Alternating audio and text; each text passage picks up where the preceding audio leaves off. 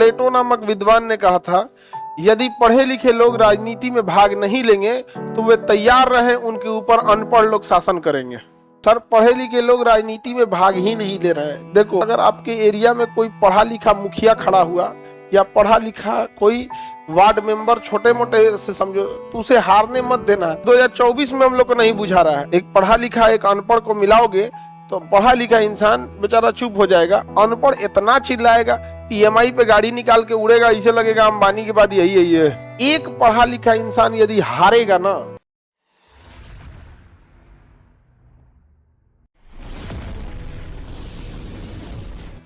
तो देश की संसद के पास है और संसद में कंट्रोल जनता का है। आप जिसको चुन के भेजेंगे वही इंसान जाके आपके ऊपर शासन करेगा। समझ में आ गया कि नहीं आ गया? आप किसी को दिक्कत? प्लेटो नामक विद्वान ने कहा था, यदि पढ़े लिखे लोग राजनीति में भाग नहीं लेंगे तो वे तैयार रहे उनके ऊपर अनपढ़ लोग शासन करेंगे। वही होता है ना।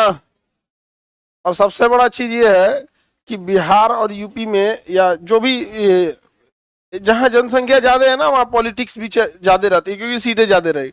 2024 में हम लोग को नहीं बुझा रहा है। और ये बात आज से 2000 साल पहले प्लेटो यूरोप में ग्रीक में बोल के चल गया था, और आज भी हम लोग क्या नहीं बुझाता है ये सब चीज।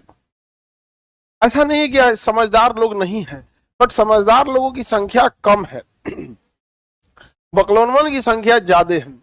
बकलोलवा ज्यादा हो रहा है, सब बहुत ज्यादा पैदा हो रहा है, सब बहुत ज्यादा। समझदारी इंसान के घर में रिप्रोडक्शन रेशियो भी कम है। दूसरा, समझदार आदमी या फिर जो इंटेलेक्चुअल है वो बहसबाजी में नहीं जीत पाएगा। वो अपना तरीका, तमीज, इज्जत मेंटेन करने में रहेगा। और जितना अकलेल बकलेल रहेगा सब ना, देखना इतना उड़ेगा सब, ऐसी ऐसी भाषा का प्रयोग करेगा सब जिसका कोई हद नहीं। एक पढ़ा लिखा एक अनपढ़ को मिलाओगे तो पढ़ा लिखा इंसान बेचारा चुप हो जाएगा, अनपढ़ इतना चिल्लाएगा, ईएमआई पे गाड़ी निकाल के उड़ेगा, इसे लगेगा अंबानी के बाद यही है। होता है यहाँ पे। तो संसद के बारे में तो हम देख लिए थे, आर्टिकल कितने में था? 79। संसद की जननी ब्रिटेन को कहते हैं। संसद शब्द पार्लियामेंट सब बान से आया है। संसद के 3 अंग होते हैं, 2 सदन होते हैं। संसद के पास संप्रभुता होती है। संसद जो होता है, पुराना संसद का निर्माण एडविन लुटियन और बेकर ने किया था। उस एरिया का नाम है सेंट्रल विस्टा। अब उसी एरिया में बगल में नया संसद बन गया है, उसका विमल पॉलेन क्या है, वास्तुकार है। 3 द्वार है, एक का नाम है शक्ति द्वार, ज्ञान द्वार और कर्म द्वार। क्या नाम है? कर्म द्वार। तो अब इसमें हम आगे देखते हैं। सर, पढ़े लिखे लोग राजनीति में भाग ही नहीं ले रहे हैं। देखो, एक पढ़ा लिखा इंसान यदि हारेगा ना, तो 100 पढ़े लिखे लोग अपना कदम पीछे खींच लेंगे।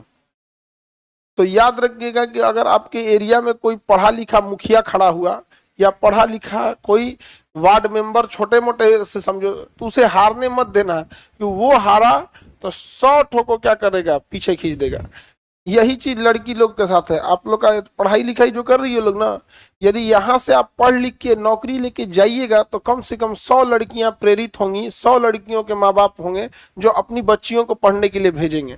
लेकिन पटना में उठाया हुआ आपका एक गलत कदम, चाहे दिल्ली, पटना, मुंबई, जहां भी लड़कियां पढ़ रही, समाज जो है ना पुरुष प्रधान हो गया है। तो आपका एक गलत कदम 100 से ज्यादा लड़कियों का रास्ता रोक देगा। तो इंडिविजुअल से ज्यादा कभी बार आगे बढ़ के सोचना चाहिए कि क्या करना चाहिए, क्या नहीं। हालांकि पॉलिटिक्स जो होती है, राजनीति, ये एक बड़े पैमाने पर ही होती है। तो समाज में एक बड़ा हिस्सा है जिसको समाज से कोई मतलब नहीं है, उसको 500 रुपया मिल जाए, काम खत्म। समझ में आ गया कि नहीं क्या? उस देश में आप राजनीति समझा रहे हैं जिसमें बारात में खाना खाने के लिए कुर्सी पे एगो खा रहा है तो एगो पिछवा खड़ा है, कुर्सियां लेके खड़ा है कि उठेगा तो हम खाएंगे। लास्ट रोटिया से पहले खींच लेता है, हो गई छोड़ा। अब राजनीति समझाने जा रहे हैं लोग यहाँ पर। ऐसा तो ऐसा है यहाँ पर। जो सोशल रिस्पॉन्सिबिलिटी जब तक पब्लिक के अंदर नहीं आएगा ना, वो कभी नहीं जगेगा।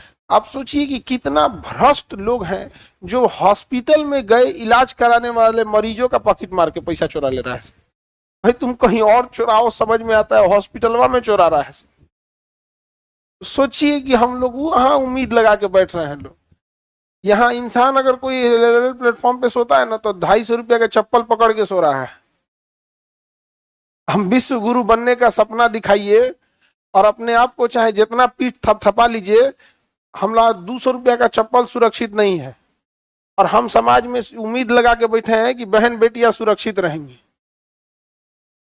समझ में आया कि नहीं आ गया? शांति का अंतिम रास्ता युद्ध होता है। अगर आप हिंसा छोड़ देंगे ना, या फिर बहुत ज्यादा तरीका तमीज मतलब सोचेंगे सबको दिक्कत हो जाएगा। अशोक ने हथियार छोड़ा, अशोके बर्बाद हो गया, मगध ही बर्बाद हो गया। उसको हथियार उठाना जरूरी था। हर भगवान के पास हथियार है, रेडी पोजीशन में है, इसलिए सारे लोग शांति से रहते हैं।